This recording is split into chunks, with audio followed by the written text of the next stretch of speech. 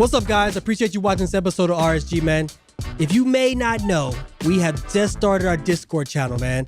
If you want to be able to sit down with us, have some conversations, have some banter back and forth, come see us. We have an active channel where you guys can talk with Justin and I regularly, and we have race predictions. And occasionally on Sunday, you'll be able to speak to Rod and I personally, and also we'll have guests. And when we drop any announcements or merch, that'll be the first place you can see it. And we'll also have some lucky fans be able to ask some questions to our guests. So hit the link in the bio. Justin Gatlin is the latest in a long line of sprint sensations to emerge from the USA.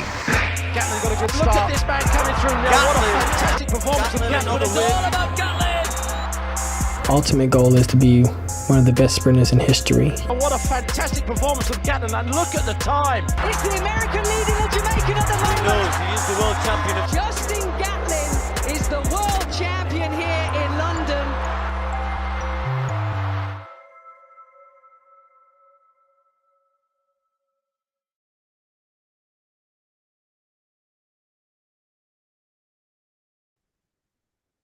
Ready, set, go, family. We in the building. What's going on? We going live for our second live, man.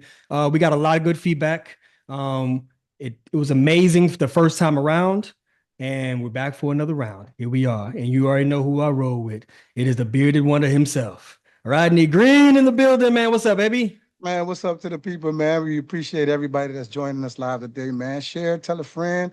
Everybody in our Discord, man, we want to thank you guys for being a part of our Discord. And if you're not a part of our Discord, you probably should join, man. It's a fun thing to be a part of, man. But welcome to our show. What's going on? What's going on, man? What we got? Listen, this is a very, very important week coming up for a lot of athletes, veterans, rookies, and everything in between, man. It is USA Nationals. So this is going to make or break a lot of athlete seasons right here. And we got our predictions that are coming up. Usually we are not the people who like to do predictions and prediction list. But obviously you, the fans, the fams, like this is what y'all want. So we're here to deliver. And we're going to help break down why we predicted certain people to do certain things and why others not. Look, man, we going to start with, I know a lot of people seeing when we put it out, I think we put it out on your page. I wasn't able to get it to my page today, but they saw it on your page. Will Noah repeat? You're going to start off with the biggest elephant in the room. You know, Noah started the season a little late. I noticed a few things from him. Also, will he be able to pull off the double or the triple gold again at the World Championships? What are your thoughts? Man, I mean, going into this season, him running that 45 at Tom Jones, I was like, okay, he's getting ready. And then, woof, he disappeared for like 3 months. We didn't see him. Words on the street was he was a little injured. Then he comes back. He's going running. Well, let's rewind. He had a challenge to uphold with Tyreek. He backed down from the challenge. The world was shocked. Oh, how could you do this? You represent us track and field. Where's the pride at? But then we realized that he was a little injured, had a little setback. But then through that time period, he said, you know what? Let me get training. Let me get stronger. Let me get faster. And it kind of played to his hand, just like what you said, Rod. It played into his hand very well. So when we did see him in Monaco, he was ready to run, right? It was Monaco, right? Yes, it was Monaco. He was ready to run. He went out there and powered through and had a 1988, right? To win. Now he has a little bit more time to prep and get ready for the 100 meters if he decides to do it. And also he said, quote unquote, I am going to defend my title at national. So I'm going to be running the 200. So all that playing up to now, it is working in Noah's favor to go out there and most likely double and repeat his triple gold. That's why I see it. I see it like that right now. Now I know the chat is going to go crazy. There's a lot of titans that are in his way, and especially on the Jamaican side. Jamaicans have the 3 fastest times in the world right now. So they're dominating from a 9.7 to a 9.82 to a 9.83. And we know that's going to be hard to beat when it comes to Worlds. But Worlds is a little bit down the way. So I'm thinking right now, let's focus on what it looks like for nationals. And if he comes to nationals doing a really good job and showing that he has a lot of strength and he's still building his speed and he has still more prep time, it's going to be hard to beat someone like that. And you mentioned something about if you give Noah too much time, what is he going to do? He's going to get stronger and win. I don't think he'll be. I think he comes away with one goal, maybe two, but more one rather than two. This is not me being a Noah hater or anything like that. That's just me kind of calling it how I see it. Now with Keyshawn and the Jamaican crew right there, I think they're definitely gearing up and they're going to be watching USA's as we do. But I think with Keyshawn having a little bit of experience last year, what global success looks like, I think he's now taking it in stride. He'll be ready for this time. Noah is definitely going to have to PB again to beat that young man, or that man will have to be unhealthy for it to happen. As of right now, I see Keyshawn being a very, very, very dominating figure at Worlds right now. But I could be wrong. When we say we see it playing into Noah's hands, you're exactly correct, right? He has 2 months or a little under 2 months to kind of get ready and to sharpen up. He was injured in the beginning of the season. I don't know if people's been watching. He's wearing maybe 2 seasons ago the Adidas spikes. I don't know if the new spikes hurts his foot, but he's not racing in the spike that usually everybody else has. But it's like 2 seasons ago. That probably makes his foot feel a little bit more comfortable. I would take heed to that as if I was one of his competitors, but they can't let Noah go out there, get his reps, and try to win or try to build himself. If they let him build himself, he lives his life like an anime character, man. Every time he loses, he gets stronger. So if he does race again, overseas or anything like that, I suggest that they keep on beating him. And at USA trials, I would suggest that people like Kenny Bernard or any of his competitors continue to try to defeat him to kind of take him off that throne a little bit. But if they don't, they give Noah plenty of time, because if he loses at US trials or if he loses at another Diamond League and then he wins the triple gold again, nobody remembers that he lost to a Diamond League or that he lost at USA's. I don't think that'll be a thing. So I think he can do a triple gold? I don't think he can do it. No.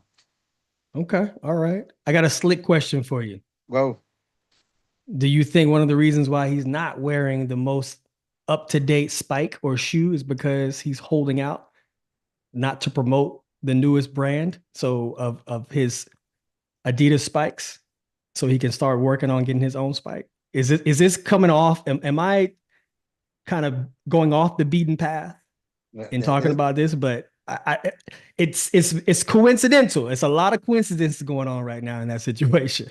That's a deep reach. That's a deep reach. That's a deep reach. I wouldn't say he's definitely doing that, because then why wear the uniform? I could wear the last year uniform and act like I'm not contracted or something like that. But he can't. No. It's different from wearing a uniform to wearing a certain type of shoe. It's This different. is true. You not wearing your uniform, that's like treason. You know what I mean? Amongst your shoe sponsor. How dare you? Your contract is terminated right now. But at the same time, he can literally wear any spike he wants to wear. Like Coleman still wears the spikes from almost 2019. You see what I'm saying? He doesn't wear bubble spikes. So you have the ability to wear whatever spike is suited and fits you. So maybe he's saying, this is what I want to wear. If you want me to wear the newer versions, then let's talk about collaboration on making my spike. If he playing that game, that's a dangerous game, because if you don't, I mean, that's a win. Take it all or take none. Because the only thing that's acceptable for Noah, especially being a U.S. athlete, is gold, because he already got the gold. So triple silver or triple bronze or gold, silver, bronze, that's not a thing. He gotta pull off triple gold again for the ball to be in his court. If he's playing that game with that big company and he doesn't shake out how he wants, oh, God help him. God. Okay. All right. So well, we're gonna get back on pace. You said he's gonna win one gold. Did you mention what gold you think he's going to win? I think The one he has the best chance for, I think, is the 200. It's bread and butter. Mm.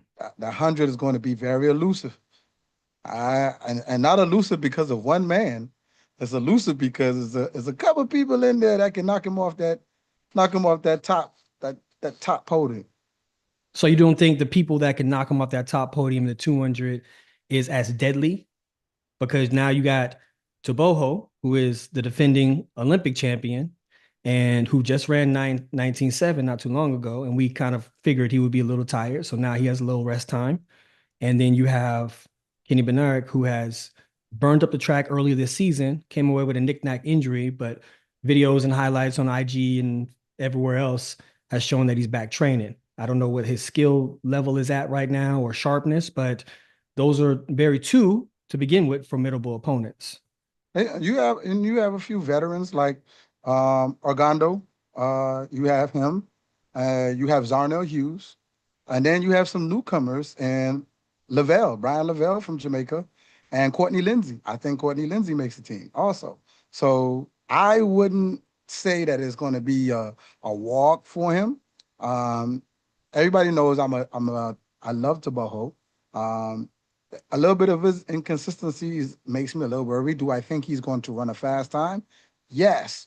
How fast? We don't know. But I know with Noah having time and watching how he runs these rounds at USA's, it's going to be better for him.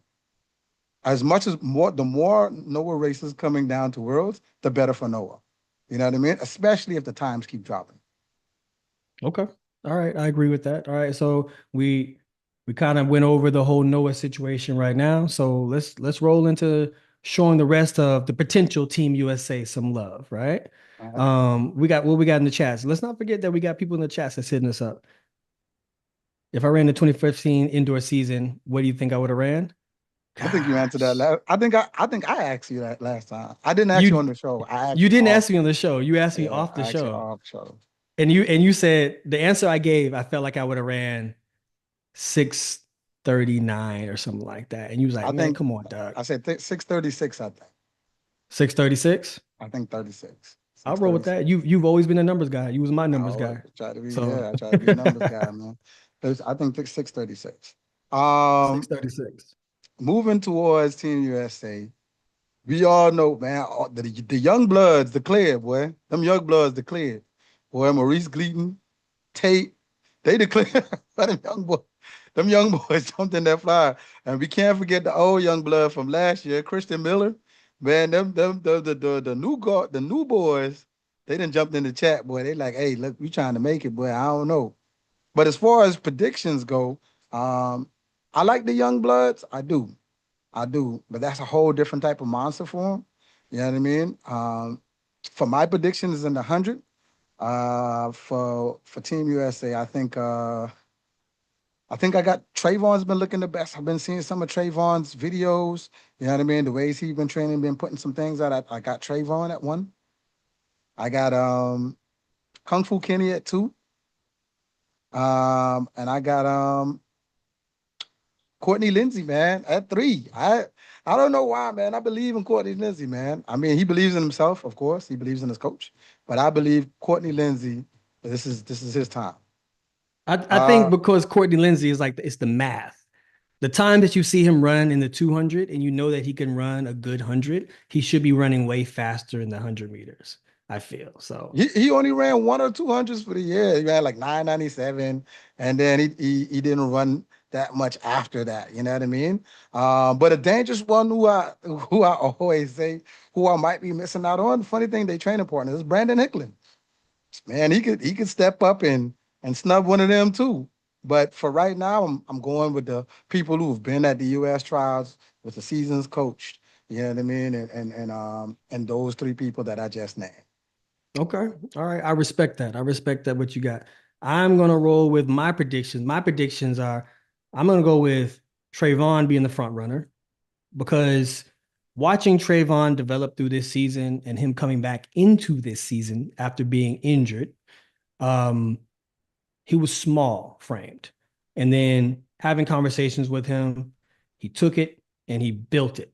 and he literally built it. So then maybe 2 months later, you see him, he got traps, pecs, shoulders, and then now he's struggling to run 6. He was struggling to even get into the 6.5s as a 60-meter runner this season. And then as he got into outdoor season, he goes over to overseas. He drops a monster time in a 9.86. And that was the fastest times he's ever ran overseas in his whole career. So that tells you right there that he's in really good shape. He's really elite. He's really fast. And I think that him being more seasoned out and having that roller coaster of knowing what success feels like, but also then knowing what failure feels like, he's going to find that balance. He's going to be more calm, I think, at trials and realizing, or at nationals and realizing, okay, all I need to do is go through my phases, work on my race strategy, and execute what I need to execute and be done. He's been there. He's done that before. He's made multiple teams. He knows how to get the job done. And I think that he's going to be the front runner for us if he stays healthy in the situation. Number 2 on my list is going to be Kenny. Kenny, once again, Kenny has shown a lot of growth. Kenny has been working on his start. He truly has shown through the Grand Slam, through his 100 meters and his 200 meters, that he has gotten stronger. He's gotten faster. His mechanics has gotten better. And I think he's gotten way more confident because it was an incubation system for him. And he said this, he's like, running against these guys in the Grand Slam, I'm running against the usual suspects over and over again. Now, was he running against the Noahs or the Keyshanes out there or the Tabojos? No, he wasn't. But he was able to sharpen his skills against still some of the fastest athletes in the world under hard pressure. And he was able to come through constantly. That gives him a lot of confidence. Now, whatever his knick-knack injury is, I hope that it has passed and he's able to stay sharp again and that he's able to show who he is. So if he's injury-free, I got Kenny getting that second place. And I'm going to say for that third place, it is a guy who has been the dark horse this season, who has ran multiple sub-10s, but hasn't really got the recognition, which is Brandon Hickle. You said it earlier, man. I think Brandon has the fortitude to be able to go through the rounds and be able to let it all hang out, no Diddy, in the finals. So I want to see exactly what he does. I think that he knows how to execute properly. And obviously being with Dennis Mitchell in those kind of situations, Dennis prepares his athletes for high pressure situations like this. And he's delivered time and time again. So someone like Brandon, I think he is reserved enough and he's still aggressive enough to get the job done to get on that team. Go ahead. Go ahead, your honorable mention. My honorable mention, I'm going to go with C. Millie, man. I say C. Millie right now because him coming back from his injury, he had enough prep time. He got injured at the Philly Grand Slam. And man, I kind of saw it coming, because they rookied him. They hazed him a little bit. You got lane 1. You get lane 1 at the pin relays track, which is not an oval, but a circle. That is a recipe for disaster right there, right? You're going to pull something already and you in 50-degree weather.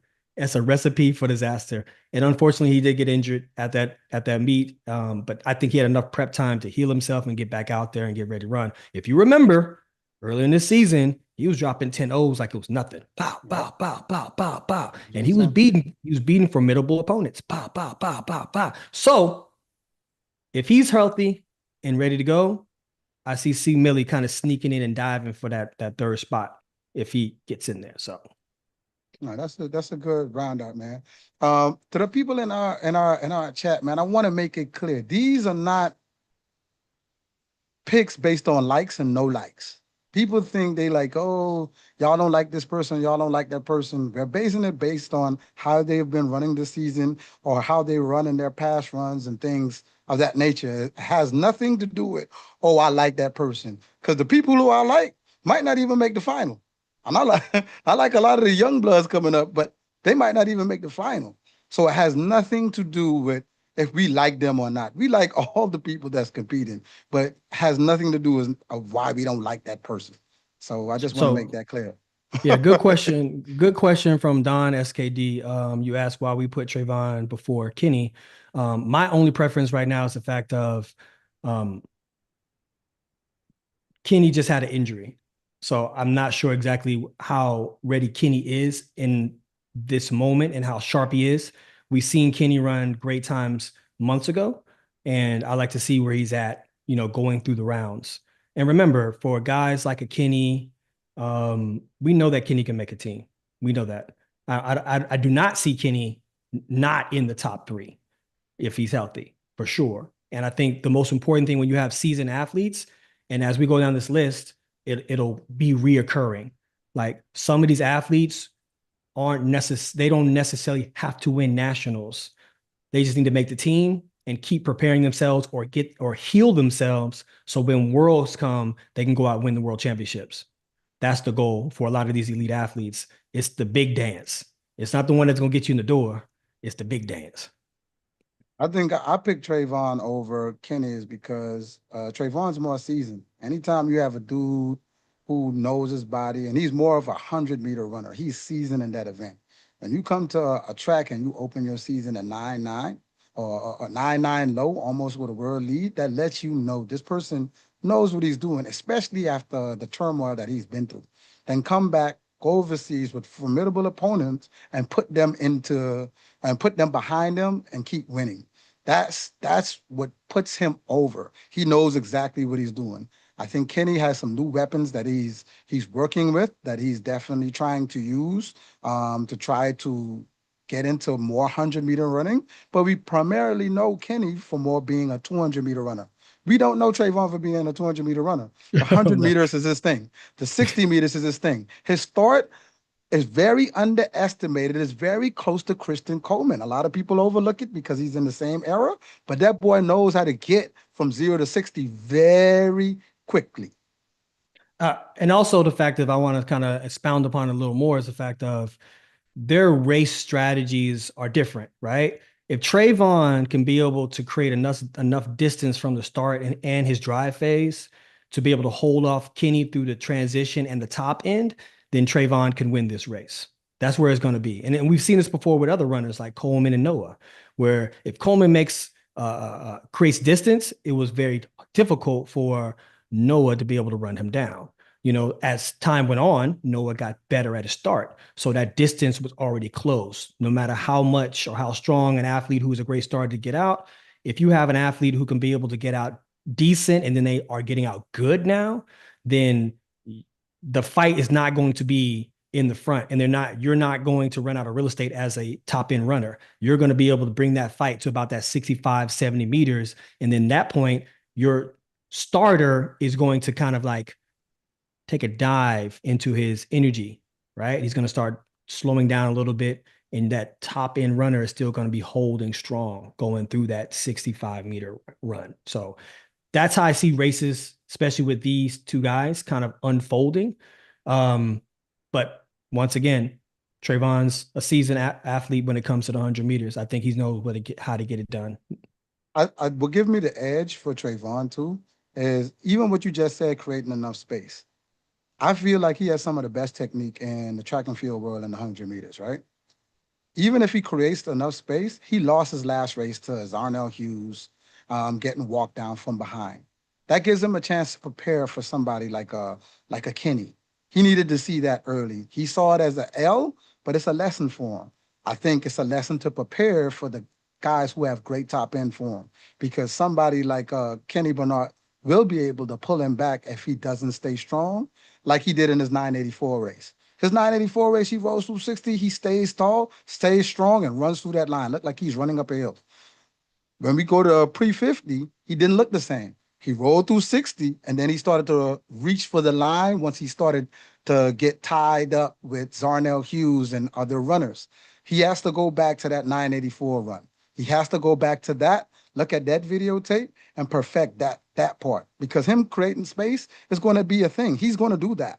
Now, at the second half is what he needs to evaluate and work on. And I actually talked to Trayvon after that race, and he said that he actually fell flat.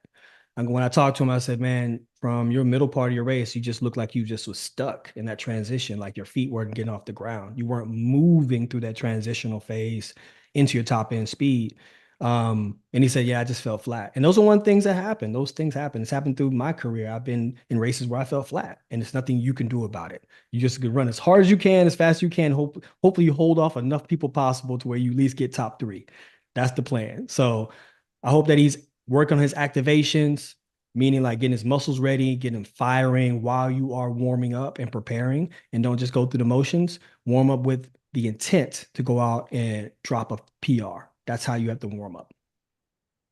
While we on 100-meter runners, we one of our favorite rising stars of this year. She was a star for me from when she first came out. I think she's starting to really come into her own. A question on our list was, we seen that Melissa Jefferson Wooden declared for the 100 and the 200. Do we think she can double?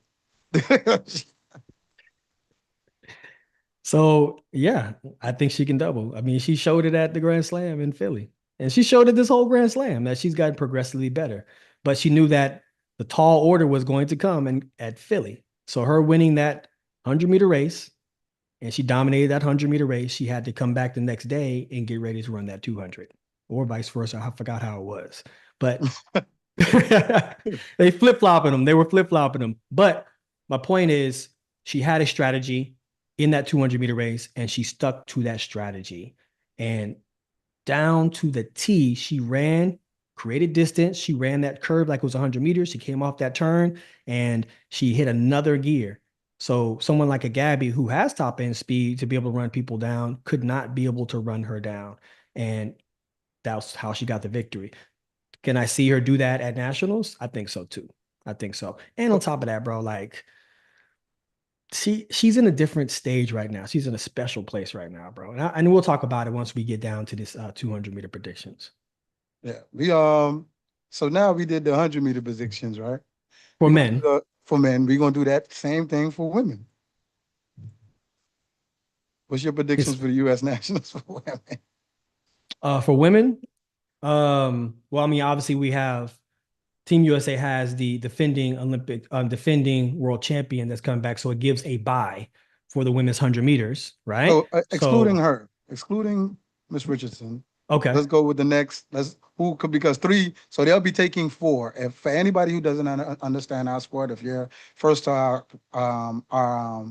podcast, if you have the reigning world champion from your country, you are allotted 3 more people. So it's not just 3 people that'll go, it'll be 4. So you including the world champion from your country. So the United States will be able to carry 4 people in the 100-meter women's. They'll be able to carry 4 people in the 110 men's, because the world champion is Grant Holloway.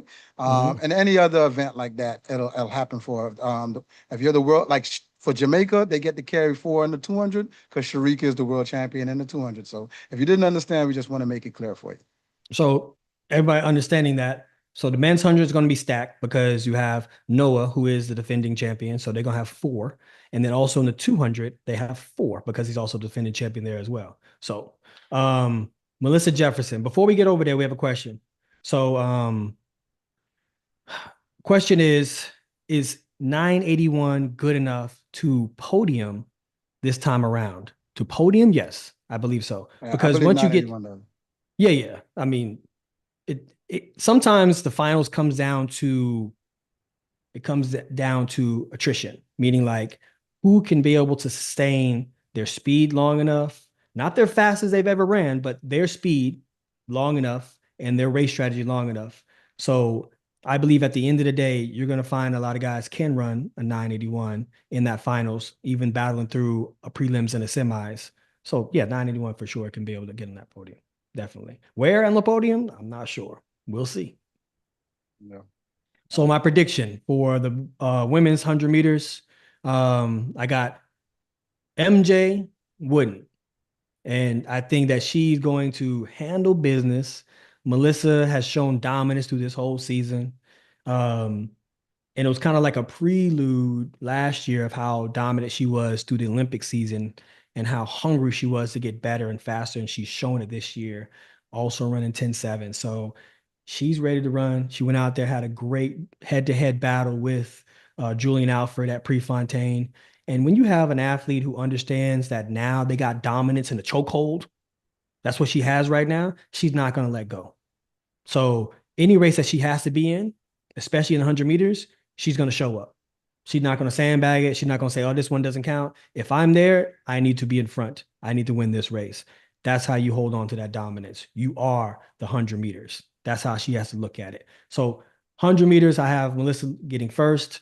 Her training partner, it kind of always spills over, and we've seen in the past with Dennis Mitchell Group, it's almost contagious. Iron sharpens iron in these situations. And TT Terry just went out there and ran, not too long ago, she ran 1088, I think, to be 85. able to. I think it was 85. 85. 1085. I'm sorry. Let me go ahead and give you your extra. They count, bro. They got to count when it counts.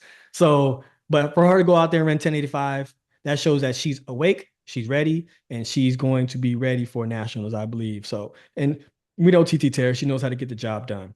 Jasesa Sears, Miss Sears herself, I believe, and she's had big glimmers of brilliance, running fast, but the consistency hasn't been there yet. And consistency, I can't explain why she hasn't been as consistent as she could. It could have been from travel, it could have been from training, could have been from anything.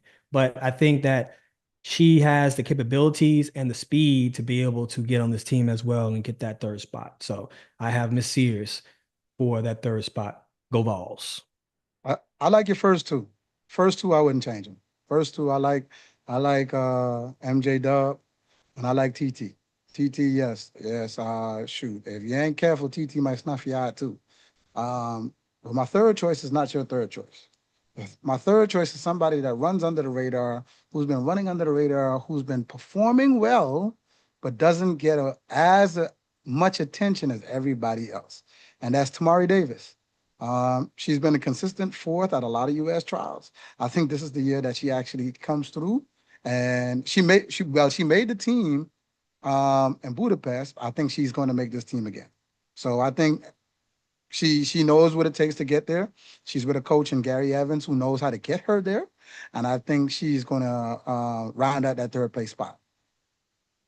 Okay. And that's a good pick, because last year, the year before, she's been consistently fourth place, but she has ran times that are very comparable to some of the fast times in the world. She's getting out there and ran 10.8. She's ran 10.9. So she knows how to get the job done. It's just a fact of you got to go a little above and beyond, stretch out just a little bit more, get across that line to get that spot. Sometimes it's about not just running fast, it's about battling for that spot.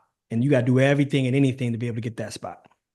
Listen, she was in 2023. She was the youngest female athlete that made that final in Budapest. The youngest. You know what I mean? That's how you know she's under the radar. We don't talk about her that much. She's very quiet. She stays to herself, but I think she needs to start talking. She needs to start shaking it up, letting people know, hey, I've been here. And she's one of those that turned pro out of high school. So she could tell a lot of these youngins that's coming out, that's trying to get contracts out of high school, how to do it, how to stay sustainable, and how to move throughout their professional career. But I just think she's in an era where we have a lot of bigs, and she's starting to come into her own. So I think she might shake it up a little bit. Okay. Yeah. We had a question that came up on the screen. It went down, but they asked us that, how far out of a major championship can you tell if an athlete is in shape for the podium? 4 weeks, 6 weeks, etc.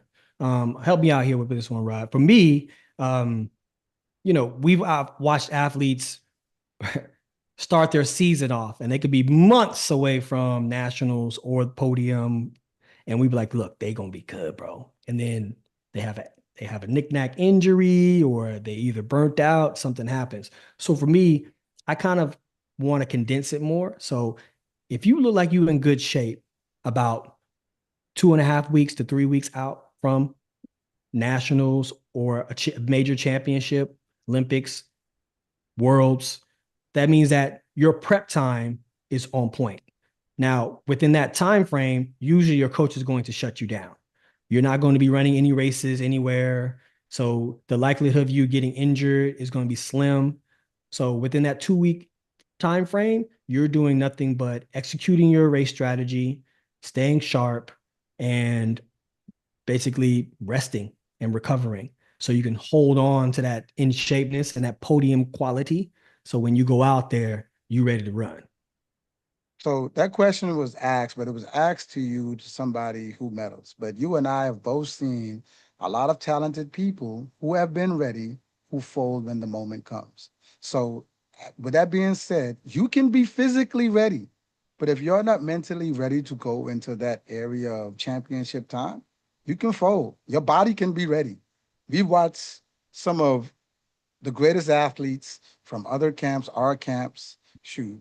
Sometimes even myself, shoot, go through a whole season running solid times, and mentally you just couldn't, you fold a little bit. You know what I mean? The moment gets bigger than you carry too much on the line, and we've seen a lot of that. So you want to make sure that the athlete is mentally and physically ready. And being with a seasoned coach, they know how to get you that way. So it's not all physical. It's mental also.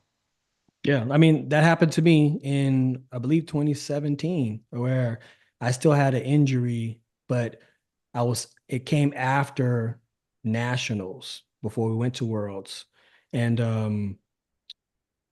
I nothing I really could do except for we could train. I couldn't go do any kind of races. And we just worked sled pulls, execution of angles, worked on top end speed. And we built that within a 3.5 week program, and almost had no days off. I worked through the week and also through some of those weekends. And I was like, man, when I'm gonna get some time off? He's like, man, when you on that plane heading over to London, that's when you're gonna get your time off. It So sounds like a dentist thing. it sounds just like a dentist thing, man. So preparing before that big moment, those major championships, is truly critical. If you're already ready, you're kind of riding that wave into that major championship, and you just got to stay sharp. But the ones that still have a little bit of time to prep, that prep time of 2.5 weeks is really, really, really good and beneficial for you. Look, man, we want to thank everybody, our 450 plus people being a part of our stream and the RSG family. We thank you guys so much, man. We just want to say that in the middle of our show. Let's get back on track, man. Let's get to these predictions of 200 real quick. All right, you want to jump in for the women's and men's? For the men's was easy for me. The men's is pretty easy for me. I think I have, but excluding Noah, I have Kenny Bernard, I have Courtney Lindsay, and then I had Fred Curley pulling up the bottom. But if Noah does run, that moves down. So everybody moves down. It's hard for me to bet against Noah, knowing he ran that 1988, and he's going to be using these rounds. I think that every other run will get better. I just think Noah knows his body now, like to open up his season in the 19.8, especially after a little injury. And if you check Noah's history, he's never had a history of being injured in his whole career. Not physically, not that I know of, maybe a knick-knack, but nothing enough to set him back from not racing. So for him to have something that will stop him from racing and him opening up in 1988 makes it kind of scary for me in that 200. So if I do add Noah and him saying that he's going to run all the rounds and trying to be defend his national title, I have Noah, Kenny, Courtney Lindsay, Fred Curley. Okay. All right. I see that. So we talked about this the other day, and I put my list on in our chat that we had, right? And mine was very similar to yours, but then I slept on it, right? And as I slept on this, I said to myself, man, I had some great conversations with a couple of these athletes who are ready to run. And I remember a conversation I had with Kenny, Kung Fu Kenny. And Kenny just seemed like a different athlete. His mentality was, I want it all. I'm tired of getting these silvers, bronzes. I'm ready to go. I'm confident now. I'm not just there as a professional athlete trying to make a check or a living. I want to be the champion. I want to dominate. And he showed us that in his qualifications through the Grand Slam. So for me, if Kenny's 100%, I'm going to put my money on Kenny to be able to run that gauntlet through the semis, to the prelim, semis, and finals. I say that also for the fact of I don't know where Noah is when it comes to the endurance to navigate through all the way to the finals from a prelims, semis, and finals. And if he has enough energy or speed up to that level to be able to pull off the victory. Now, we know Noah's a very gutsy guy, and he always backs up what he says up to this point. So if he says he's coming to defend his title, he's coming to defend his title. That's putting everybody on alert. But at the same time, athletes doing it and then athletes talking about it and being confident when they talk, not just Noah, but other ones, it's a warning. So I believe Kenny can handle business. My third spot is going to go to Courtney Lindsay. Courtney Lindsay has shown that he can run with the best of them. It's just the fact of he got to make sure he secures it when it's necessary. We've seen him battle back and forth with Taboho, having little glances back and forward at each other. And that tells you that not only does Courtney have that confidence, but the people he's running against realize that he has that confidence too. And if you slipping, he gonna catch you. He gonna catch you slipping. So I got Courtney Lindsay rounding it out for that third spot. Oh, shoot. The 200 was a little hard for me for the women. We all know the world champion is Sharika Jackson, meaning the USA could only take 3. But the USA in the women's 200 has been very, very good this year. Very, very good. If you go by numbers, it's hard. If you go by being a vet, it's hard. If you go by newcomers, it's hard. Like it was just hard. Picking this 200 was so hard for me. Some people may hate my list, hate how I put it up. I get it. This is just opinion. I don't know where a lot of people are in their training. This is just based off of me watching them run in their season, being consistent and everything else on how it may shake out.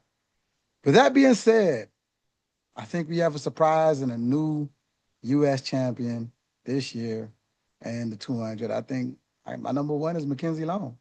I don't. Number one is Mackenzie Long. We ain't talk about this. Mackenzie All right, Long go ahead. Mackenzie Long is number one, only because watching the season, bro, for the minimal amounts of races that she's ran, she's put out really good times. No 4x1s, no 4x4s. 4x1s early in the season, but after she run those with Team USA, and them qualifying, with the amount of runs she had, she's getting it done, bro. She looks really, really good. And the funny thing is, she had an injury in the beginning of the year, which is crazy. You know what I mean? Like, she told us about it. And if you didn't watch our show with her, she told us about it in that show. But she said she was ready to take it all, man. So that's my number one. My number two, man, like you said, I looked at my list and then I went to bed and I slept on it. And I slept on it. And my number two, man, is somebody that's coming back. Boy, listen, I was like, you asked me, you was like, how could you leave her off? I said, yeah, how could I? Man, Brittany Brown, boy, that Brittany Brown, she was in that race and she ran 22-1, and she keeps getting better. She had some medical problems early in the year, but it looked like she's rounding out the form, and with the more time you give her, the better she gets. That's number two. My number three and number four was kind of like a toss-up, man. It was a toss-up based on consistency of winning and being a veteran. And I know a lot of people are going to be mad at this. It was a flip-flop in between Anavia Battle and Gabby Thomas. Okay. Okay. I feel like them two could flop either or. Either or. I know a lot of people might not like that list, but then you have a shakeup with Melissa Jefferson. I've watched and I've seen Miss Richardson is declared for the 200 too. So at the end of the day, man, look, my predictions could be wrong. It's based on what I've seen them run this year. Melissa's ran 21. You have Brittany Brown's ran 22-1 as of lately. You have Mackenzie Long, who've ran 21. You know what I mean? I don't think Gabby's ran 21 for the year. Has she? Yes, she has. She ran 21 early in the year, but we haven't seen her run any late 200s this year. And only because I know she dropped really good times at that track if she's not injured. She might pull it out. But as of right now, no, I have Gabby. I do have Gabby. She's third though. She's third. I know that's That's an right, insane Chad. That's list. insane. I know it's insane, but listen, I'm just saying. We're watching some of the newer athletes, and then I've watched Brittany Brown. I said, You, I'm smoking good. hey, you see Angelo Taylor. Shout out Angelo Taylor, man. That boy said he's smoking good. I hear him. I hear him. But when we was at Athlos, I don't know what was going on with Gabby, but I know what was going on with Britt. Britt went down there, and Britt handled business, boy. She came off that curve. Gab was gone. That last 50, man, Brittany Brown rolled her back up. So in my head, y'all sleep on Brittany Brown if y'all want to. Hey, I'm bro. just saying. I'm your boy. I'm backing you up on this. I like your list. You know what? Actually, let me go ahead and erase a couple of mine. Let me erase a little bit and copy your. I'm smoking good. Whatever good I'm smoking, I'm about to sell it for 10%.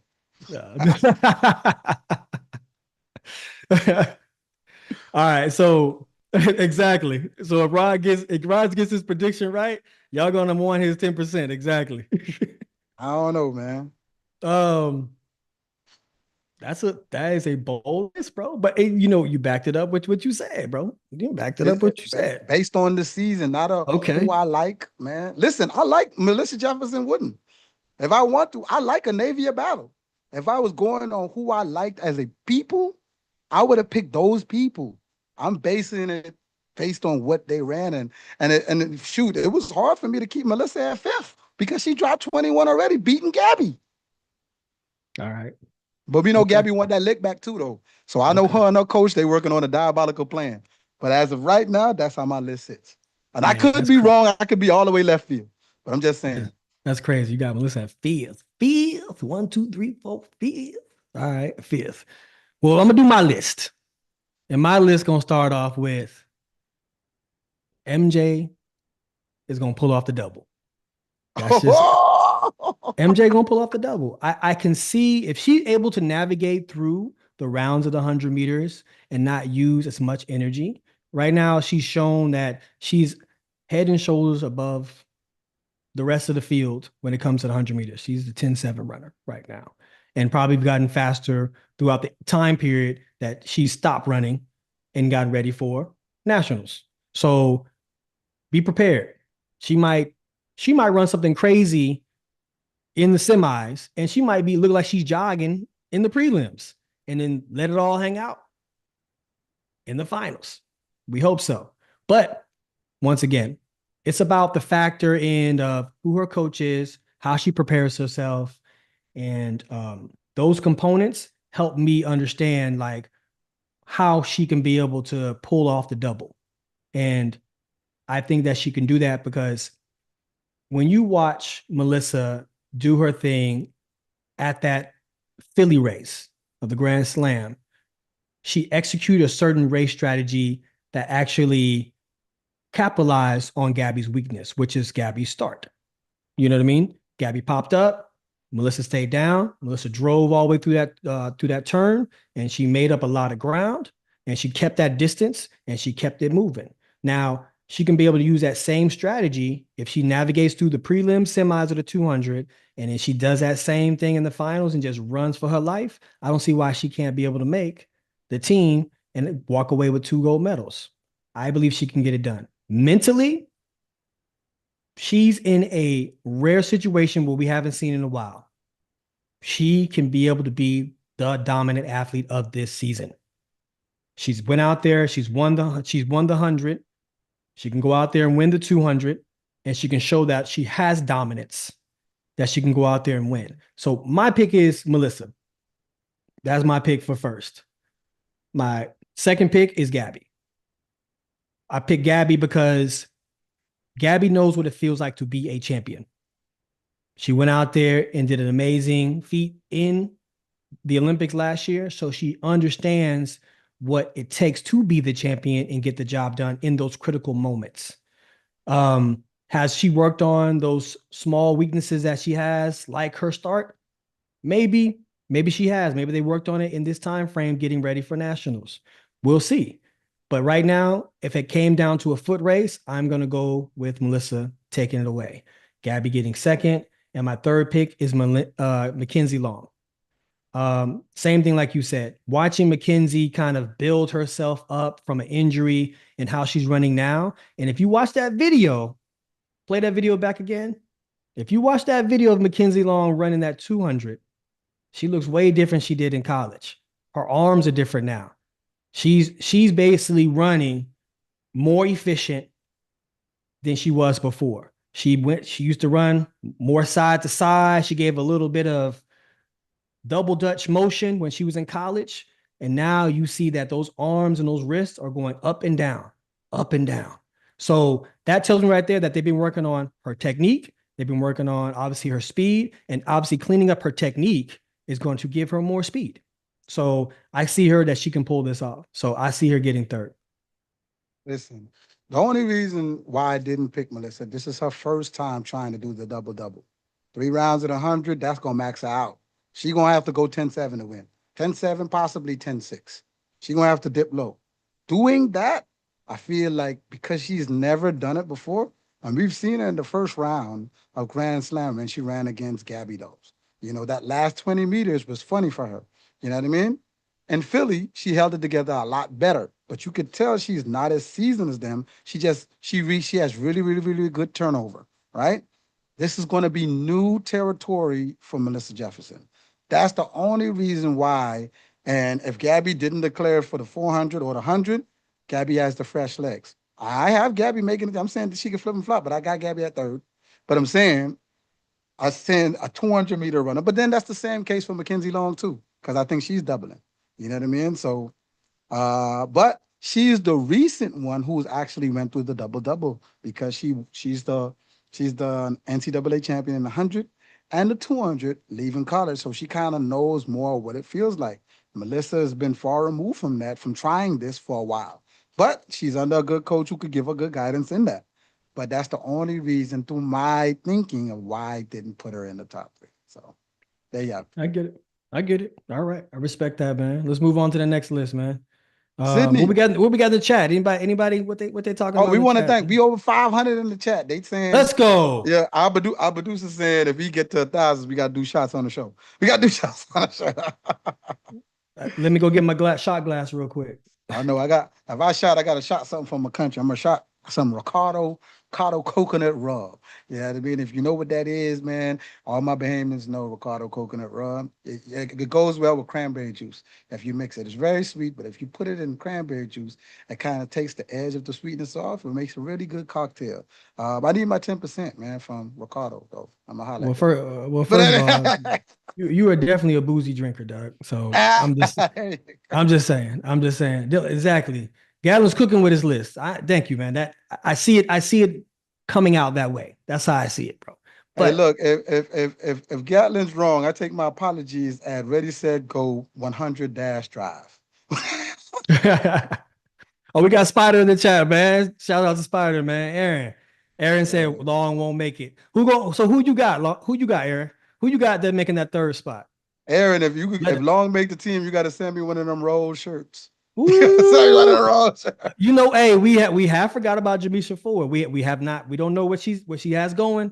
And you know what? Shouts out to all those collegiate athletes from Jordan Anthony to Jamisha Ford who put on a great season. We know that the season is going to come with a lot of tiredness. You know, you've taken your time off and you're getting ready for nationals. Y'all show out. You know what I mean? And we're not leaving people off for the simple fact because we don't believe in them. It's the fact that we know what they had to go through that season. Now they have to go through at the end of their NCAAs. Now they have to get ready for nationals and run even faster than they probably have ran this whole season. So that's a tall order. And we've seen a lot of athletes throughout time who've done really well throughout their normal season. They get to nationals and they burnt out. Not saying any of these athletes are going to be burnt out, but it shows a lot and it shows sometimes. So 400, man. It's American, and I seen we put this in the chat. I know they putting pressure on it. Is an American record possible for Sydney? I think it is, but I think Sydney should stop thinking about an American record. Stop going out there to the race saying, can I do it? You know what I mean? I don't think that this is what she's saying. she's very private with what she does and how she gets preparation for a race. We know she told us about her preparation and for 400-meter hurdles. I think this is just what I think from watching her run, right? I just think she needs to get back to winning, executing what her coach told her to do, and the time will be there. Don't worry about the time. However, Bobby's telling her how to attack that race, do that, and the time will be there. That's what you did in the 400-meter hurdles, and you loved it. Do that. Don't be obsessed and everybody asking you about an American record and all that. Records will come. Be happy with winning. Just go out there and do what you need to do and that 400-meter dash. Now, with that being said, my list for the 400 meters. Hold on, go ahead. on. Aaron put his list up, man. Gabby, Melissa, Battle, Brown, Long. That's not a bad list at all, though. That's a solid list right there for sure. I can tell you this: if Kenzie see that, that's gonna fuel her fire. I tell you, she don't do a lot. That girl, I'm trying to tell y'all, I sleep on Mackenzie. Y'all want to, boy. Mackenzie, make me proud now. Don't go out there and do. I got you on my list too. Make me proud now. All right. Let's start off with your females 400 since we talked about Sydney. Before you get into it, I want to kind of touch on the Sydney thing too. Well, go ahead, do yours because when I do my list, I'll touch on it. Oh, okay. I'll touch on it when I do my list. Yeah, go ahead. All right. So for Sid, I got Sid doing it. You know, she might even do like get the record here. You know, I got Sid doing it, right? For second, I got a newcomer, man. A newcomer who's been tearing up the collegiate charts, who just turned pro, and Aaliyah Butler, man, from Georgia. That young lady, boy, is something else, boy. Small in stature, but listen, boy, she could do a lap around that track like it ain't nobody business. And then I'm gonna go with a seasoned vet. She hasn't been running as much as everybody else this year. But you know what? I slept on it. And I like this for the pit, but that third place for me could flip-flop too, man. I think it's Isabel Whitaker. I think that's her name. I should have had it in there. But when I thought about it, that girl. Isabella Whitaker. Isabella Whitaker, man. I like her for Thank you, Tiffany.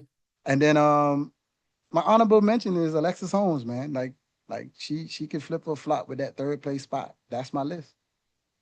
Okay. All right. That's a solid list right there. I like that list. Ain't nobody said I was smoking on that list. Oh man. I will, Victor. One second, man, for sure. For the women's 400, I'm going to say right now that I'm going to start off with Sydney and kind of piggybacking off what you're saying for that American record. You got to realize that Sydney track comes with different pressures. And this kind of also piggybacking off what Victor's asking, like leading into nationals or big championships, and everyone's counting on you. Everyone wants to see you win. Everybody wants to see you go break a record. That's where Sydney's at, right? Because she's done it so much in the 400-meter hurdles. She's dominated for so long. That's all we know. So we always want her to win. We always be like, oh, she's going to win. Oh, Sydney's dominant. She's in the race. She's going to win. But now she's going into a different event where to win that race commands respect because it's a whole different beast, right? So I think the pressures of winning is something that's normal for a lot of athletes now. They realize I have this pressure and I have to get over this pressure to win. And they succeed going forward. But now the pressure to sustain being a dominant champion is a whole different pressure, especially for someone like her. We know her to win. So that's how we go into it. We say, when we see people like Sydney or even Bolt in his prime, we were like, you don't say good luck to those kind of people. You just say, hey, man, do your thing, you know? So that's all you can say. You know what I mean? Because you're so used to see them doing amazing things. But that being said, I got Sydney for first place right now in the women's 400. One thing I do know about Sydney is, and I read a quote from her, and I'm just paraphrasing on that right now, is to be able to understand and be great, you have to be able to put yourselves in uncomfortable situations and make those situations comfortable. And for her to say something like that, that tells us right now, she realizes from nationals to world championships, she may not be that top dog. She may take a couple of licks here and there. But the fact is, she's willing to work to what her goal is. And if her goal is that American record, then she's going to reverse engineer with her great coach, Bobby, and they're going to figure out how they can get the job done to run the time that's necessary. And if that time is going to break the American record, that time needs to also be that time that's going to put you on top of that podium. So it's a twofold right here. So it's a tall order. But if anybody can get it done in our sport that we know that can be dominant, focused, and determined, it is Sydney. My second place is going to go to the veteran. It's going to go to Alexis Holm. She's shown so much poise throughout her young career. And I think this year she kind of just rode the season out. You know what I mean? She went to a lot of Grand Slams. She made her money. You know what I mean? But I think she's going to be in shape and ready to go. She worked very hard to put herself on these multiple teams that she's been on and to be able to say, hey, I belong here. And I believe that's the Alexis that we're going to see that's going to show up again at this Nationals, the one that's going to make sure that she seals the deal and gets on that team. My third spot is going to be a toss-up between Aaliyah Butler, awesome, and also Whitaker, awesome. Like, I believe this 400 is going to be a battle, and we're going to see some great times. And I'm happy because this shows that the 400 for the women is really gearing up. And you got a lot of people out there who've also dropped good times. Irby dropped a sub 50 not too long ago as well. So people that we haven't seen or we haven't talked about in a while, they're gearing up for this. They're gearing up for this moment right here. So hats off to the ladies. That's my top three right there. It's a good list, man. The 400 man. 400 man. I've been talking about him all year. I think he's gonna pull it off. But with Quincy gone, because he didn't declare because of injuries. Okay. Quincy Hall. Okay, we got a lot of Quincy's now. You got to specify the Olympic champion Quincy, right, cool. The individual Olympic champion, because both of them Olympic champions. The individual Olympic champion, the dog with the grill, he didn't declare because of injury. With him missing, my top three looks like this. It looks like Christopher Bailey, Corey Patterson. That's that give them man a deal, and he got him a deal, And then I got the young bull rounding that boy out, boy. Quincy Wilson, boy, I gotta get third. young man. Hey man, it's hard to bet against him now, man. Everybody, when you say his legs tap, when you want to say, can he get any better? Oh yeah, he ain't gonna get no better. And everybody put that thing out, then that boy go out there and show you, break a world record and show you, hey, I just got better. What's up? and it's so crazy. He's doing it. I think when he ran his PB last time, it was on Bryce Deadman too. It was in Gainesville. They meet up again here, and he runs a world record on him again. It's crazy. So basically, you trying to say they low key nemesis? I think Deadman is happy for him. No, of course. Of course. Yeah. But I don't think he likes the fact that this young man, in every race that he runs a season's best, this young man runs a junior world record. I don't think he likes that. I think he likes that. Listen, understandable. So that's a list right there. That's a list. First of all, I am going to help out the chat. Chat is all like, Vernon. You know what, Vernon? Come on to my side, bro, because I got you on my list. You on my list, Vernon. You on my list, baby. To start off with, I got, let me see, where we at default? Yeah. I got Christopher Bailey get on top of that podium. I love how Christopher has shown that he says, I'm about no nonsense. I'm coming to run. From the indoor race he had to where he showed up and said, hello, world, here I am. To be able to see how he has gone from domestic to international to be able to win races. We've seen him at Grand Slam running fast times.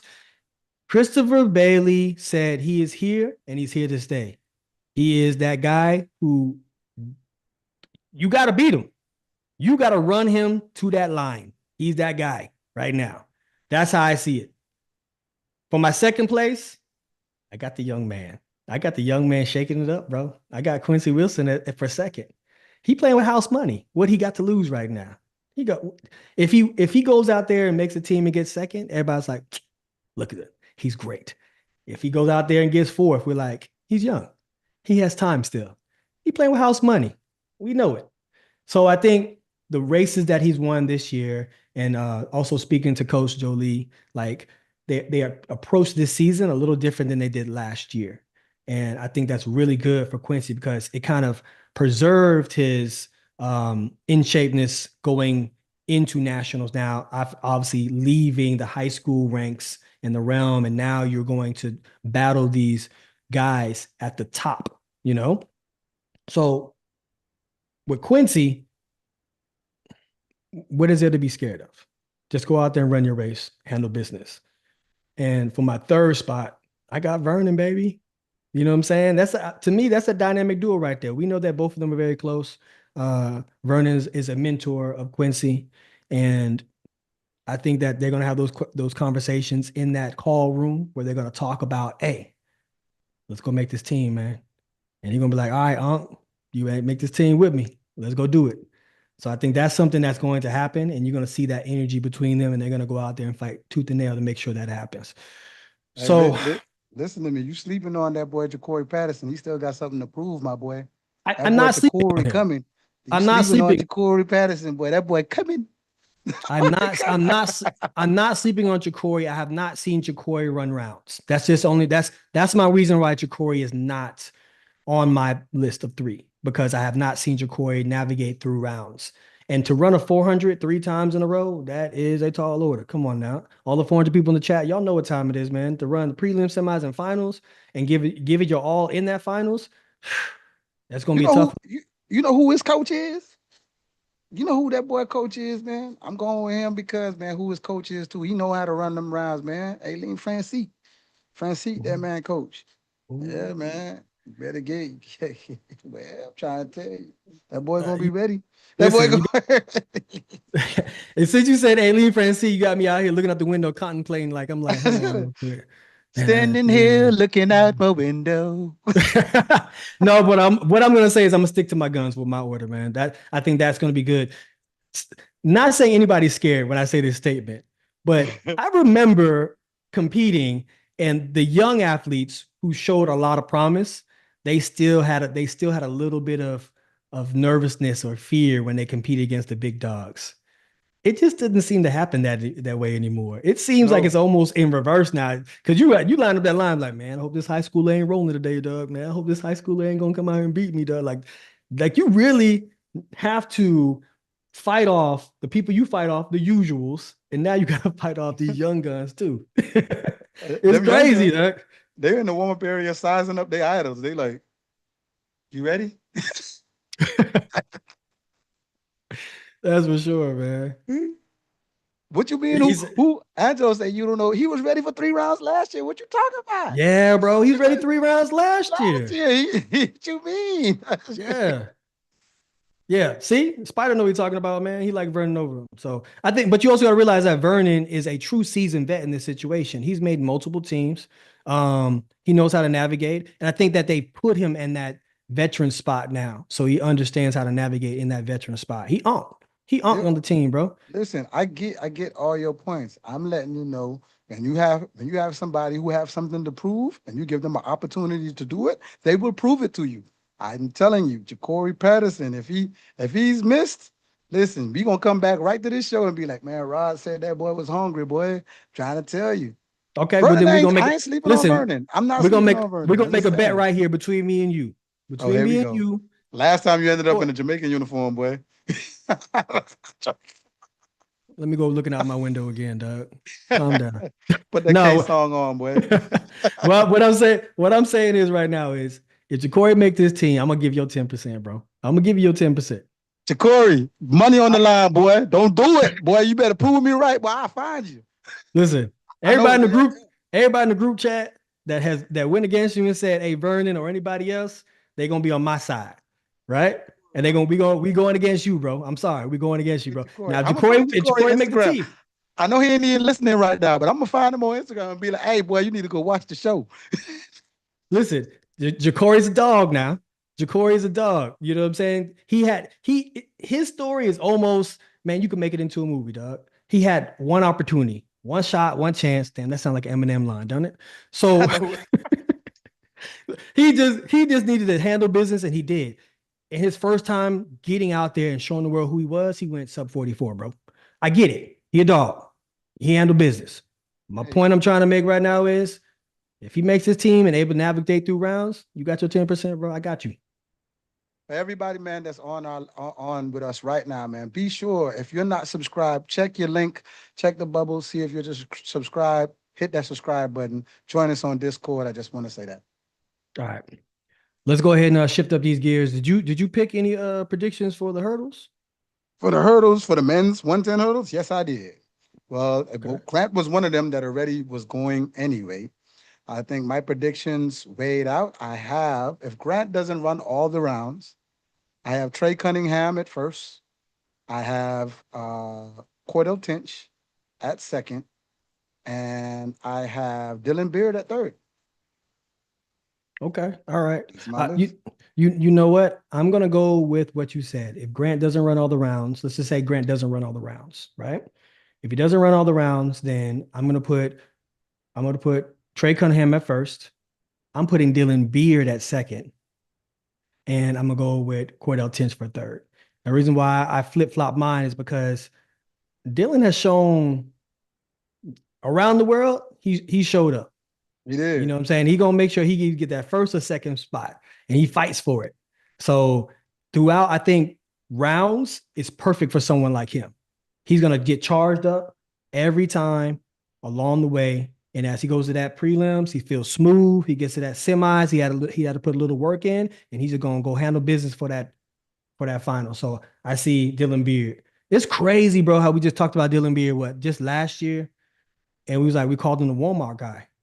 Now he still is the Walmart guy. They still sponsoring him. Listen, I hope the Walton family is taking care of this young man. You know what I mean? Walton family, to be honest, bro, real talk, the Walton family is one of the richest families in the world. The people who own Walmart. So if y'all listening, Walton family, hope y'all listening. Yeah, sponsor the show. Sponsor the show if you listen. Y'all handle business, man. Take care of that man. He's out here doing his thing, man. I like that he's really been outside the box, and he has said, you know what, I'm gonna stick with Walmart. They've been with me, so I'm gonna be with them. So that's cool.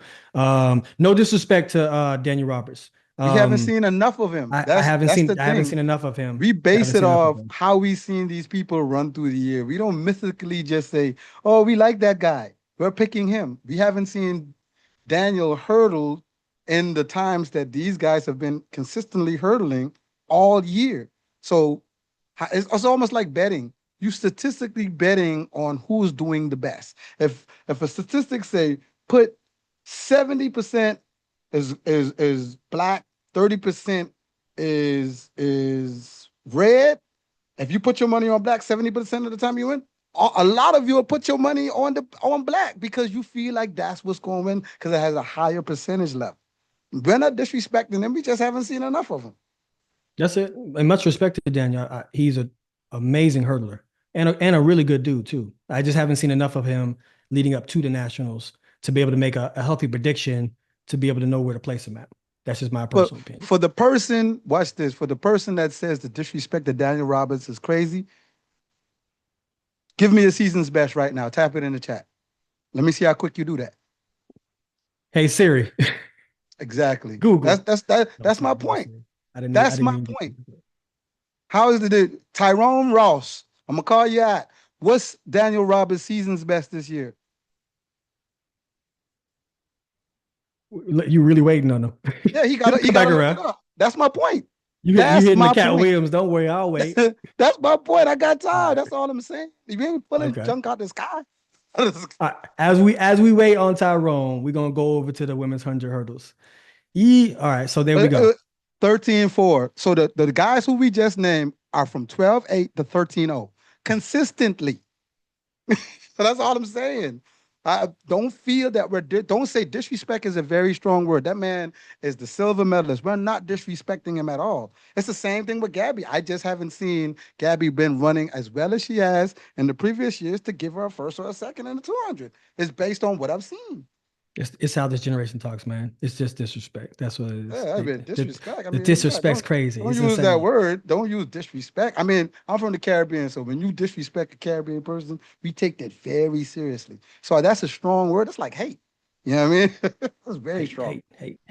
All right. So 100-meter hurdles, man. Prediction. This one I lost sleep over. I'm not even gonna lie. Yeah, So, I lost sleep over this one too, but I lost this one. This jump was hard. This jump was hard. I got Masai pulling it out. I got her pulling it out, man. I got her, even though she got hurt in the middle of the season and she's been getting thirds and fours. Listen, she gonna pull it out. This is her story, man. Masai gonna write a book and it's gonna be an amazing book, right? But I got her winning. I got the RSG watch this young lady, Grace Stark, coming second. Not saying that she can't get it done, but I got her coming second. And then I got a seasoned veteran who's never made the team, but who hasn't made a team in a while, who's coming back. Christina Clemens, I got her making third. Okay. All right. I like that. You know what? Masai is, I like Masai. That's my No, guy right no, there. no, no. My bad. Yeah. My bad. I didn't have Christina Clemens. I'm looking at my list right now. Christina Clemens was my honorable mention, but Christina, you can change that. I had Lele third. Alicia Johnson. That's Okay. why I had third. Alicia Johnson. Okay. That's why. All right. I got you. I got my top three is I got Grace Starks winning. I think that I got Grace Starks. She's been on the RG's watch list, man. She showed a lot of improvement this season. I can tell, you could tell through some of her runs, like she was very frustrated.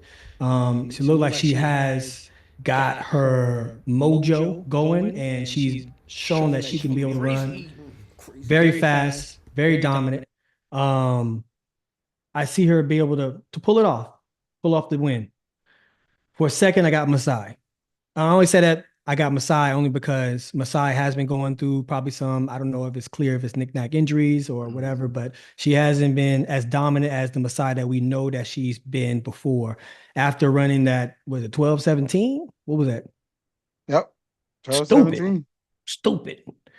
I think that she hasn't got back into that form just yet. But I think that she's preparing herself to do so. If I was her and her coach and her circle, that would be my only concern. You know what I mean? I think going out there trying to win nationals, if you're not ready, would be more of a ego thing, right? I think that she needs to play her cards very well. I think that if she's ready and sharp to win and dominate, go for it. Handle business. Do your thing. She knows that. It comes from the heart. Seriously, handle business. I believe that she has a champion inside of her. But if she's not 100% ready, you know, she has to battle these ladies. Any kind of weakness, any kind of falter, you're not running a flat race. There's 10 hurdles in front of you. Smack that hurdle, guess what? Dreams are gone. So I think that she plays it good. She goes out there, she hurdles with quality. She goes through each round. She handles business, getting that team. And if she has those knick-knack injuries that she's working through, I think that she works through those and sharpens herself up for Worlds. She goes out and wins Worlds. Ain't nobody talking about nationals anymore. That's how it happens. So I think that she needs to be able to seal the deal by being an Olympic champion and double back around becoming the world champion. And sometimes you got to be able to sacrifice something to be able to be the world champion. I think that might be the nationals for her at this point in time. That's just my personal opinion. And I got for my third round out, I got Christina Clemens, man. You know what I mean? Like for her, it's been a long road. She a mommy, bro. She a mommy. First off, she went through injuries, and I'm going all the way back from like in her career. She had those injuries that set her back. Then she came back. Then she had, you know, she became a mommy. And almost if you see Christina, you see that baby. That baby is on every trip with her. That's her baby boo. And for her to do that and be a full-time mom and be able to hurdle and be able to run a time of 12:39 just recently, that shows that she's in shape, she's priming, she's ready to go. She's seasoned. She's been in the game a very long time. She's been through the ups and downs. She knows what it takes to be able to get it done. I think now she has the tools to get it done once again. So I think that she's able to get over there, dive for that line, and be able to make it home. make that team. So that's my three. That's my three. 100%. 100%. That's all the predictions we're gonna go through today. We got the what we gonna do? We got the 400 hurdles, man. Oh yeah, 400 hurdles. Yeah, 400 hurdles. We're gonna round off with the 400 hurdles. What you got? Good. Shoot for the men's 400, man. You can't go against Rob Benjamin, King Ben. he gonna win that. Rob Benjamin, Trevor Bassett, and I think Caleb Dean. I think that's his last name. It was Caleb Dean. Caleb. I think that's who round up my three. And you can't go against that list, man. Especially like Trevor Bassett. That boy's a fighter, boy. Listen, he be halfway through a deal with Adidas or a Nike to run himself back into a deal. I don't know. I don't know how you do it, but he'll get on the team and he'll get that job done. But yeah, man, that is, and you ain't got nobody yet. My predictions will get a little harder as we get closer to the Worlds. Who gonna make that podium? Yeah, 100%. And for the men's 400 hurdles, I did exactly what you said. That's exactly what my list was. Ryan Benjamin, Trevor Bassett, Caleb. So for the women, though, I'm excited for that one. With the absence of Sydney, now we have an opportunity to see Dalilah Muhammad, Anna Cockrell, Jones, and a handful of other ladies jock for position to make this team. That's my list right there in that order. How you just call it? how you just call it? That's my list. Dalilah been looking good, and she already defeated Anna Cockrell. But we know it can shake out different at USA's. But the time she's been running in the season's best. She's been. This is her last year. She's going to leave it all on the track. That beautiful lady, man, running with so much grace and style, man. I won't give it too much, but I believe she's going to run away with the win. You know what I mean? She's going to run away with that win. Anna Cockrell will be a second. You know what I mean? But I mean, she's going to work hard to beat her, but I believe Dalilah's going to win. And then I got Jones for third.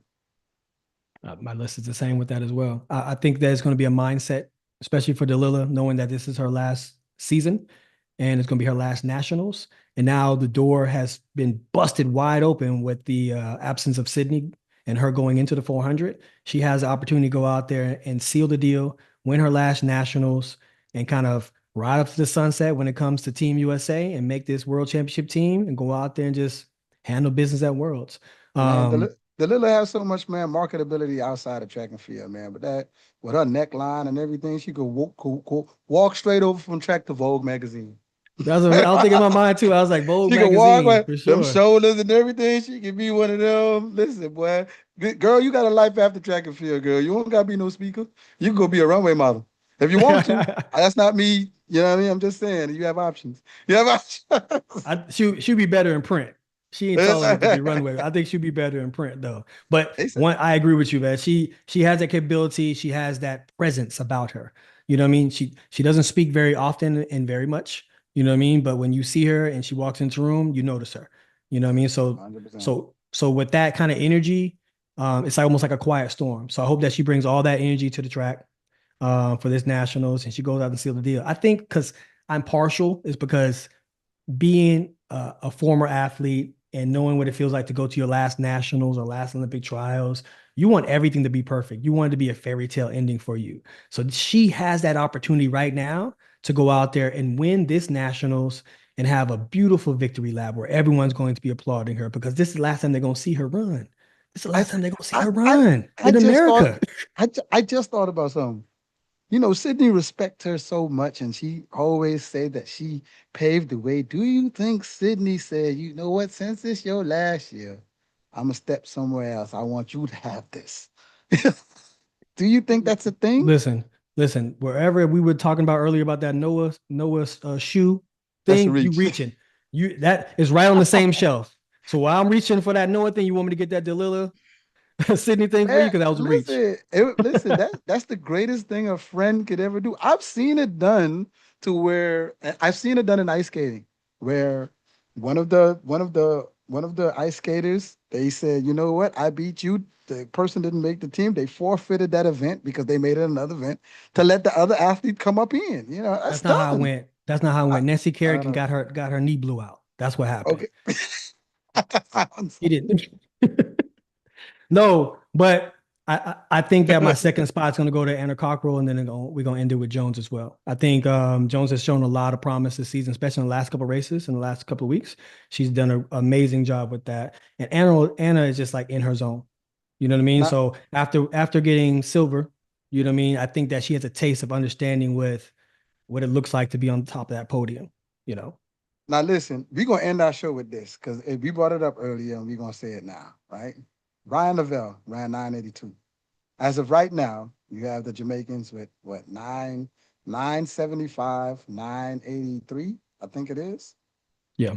And then you have 982 and then 983 from Seville. Then you got Akeem Blake at 988. And then you got Raheem at 998. Right? So you got 5 Jamaicans right now that's sub in 10 seconds. 5. This is the reemergence of this is the reemergence of Jamaica coming back in this 4x1, bro. Granted that they could get to stick around, and we seen that they did that the other day. Boy, it's gonna be problems. It's gonna be problems. All I can say is Team Jamaica, y'all have all the tools that's necessary to get the job done. Don't follow behind us. Don't go out there practice only 2 times and a day before the relay, the day before the championship. So y'all build that synergy, man. Real talk. Build that synergy and build that bond and build that brotherhood, because that's in those high pressured moments, that's what you're going to rely on. You're going to rely on the fact of that guy that you're about to hand the stick off to is going to handle business.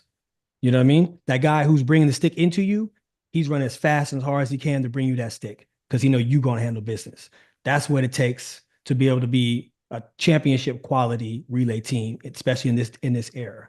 I think that everyone's so much compartmentalized, thinking about themselves and what they bring to the table and not realizing just dump it all on the table, bro. Mix it all up. Let's get it working. We know that success is there. Team USA has not done the best job being consistent when it comes to building that synergy. And I think that's where that's the recipe for it. You've seen Canada do it time and time again. You've seen China and Japan do it time and time again. You've seen the UK do it time and time again. Most of them don't have the 4 fastest times in the world, those teams. They have guys, some of those teams don't have guys who make it to the 100-meter finals or 200-meter finals, but they work so hard together. They understand each other enough to be able to get that stick around, and it takes away the pressure of those moments because you know your partner, you know your team. Trust me, I've been in situations where I'm standing there, and usually when I was competing, the thing that made me the most nervous as a professional athlete in championships was the relays, because there's uncontrollable moments where you don't know what first leg gonna do. He gonna false start? You don't know how the exchange gonna go from first to second to third, whatever like that along the way. You're just holding your breath, hoping that the stick can get around to you wherever you are on the track, and you handle your business. So to eliminate that, hold accountability, man. Hold each other accountable.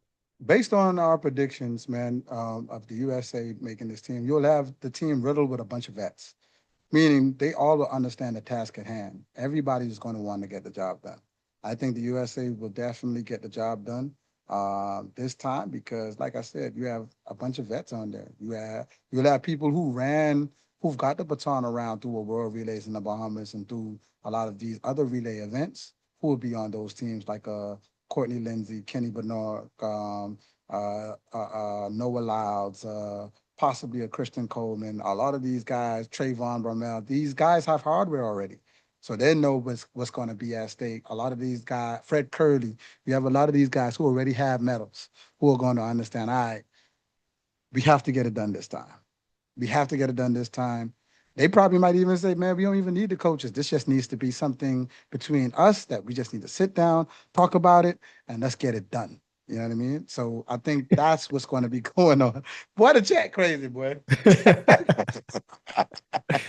That boy said they're not going to beat Australia, boy. That boy, wow. I'm curious and see. I got to go TikTok. I love watching Aaron on TikTok, bro. That's my pastime for sure. I gotta see what his order is for Team Australia when it comes to their relay, Doug. I know he's gonna come with something. I love interesting, man. Gout and I love Lockley, man, but nah, G. That ain't happening. We ain't forgetting about Canada. Moose out there running fast as hell. I haven't seen LaGrasse in a while. I haven't seen Aaron run in a while, and I haven't seen Rashard run in a while. So I don't know. I haven't seen a lot of them, but I've seen Moose out there killing it though. I've seen Moose out there killing it. Hey, with that being said, man, we appreciate y'all tuning in, man, especially for the second live that we have. We're going to keep it going. Let us know if y'all love this, man.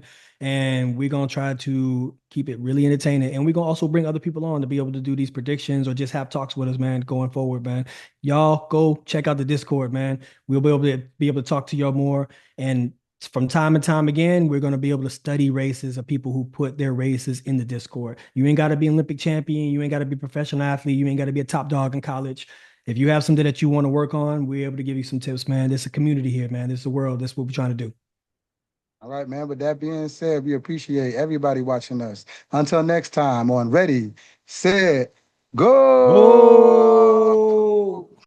What's up, guys? Appreciate you watching this episode of RSG, man. If you may not know, we have just started our Discord channel, man. If you want to be able to sit down with us, have some conversations, have some banter back and forth, come see us. We have an active channel where you guys can talk with Justin and I regularly, and we have race predictions. And occasionally on Sunday, you'll be able to speak to Rod and I personally, and also we'll have guests. And when we drop any announcements or merch, that'll be the first place you can see it. And we'll also have some lucky fans be able to ask some questions to our guests. So hit the link in the bio.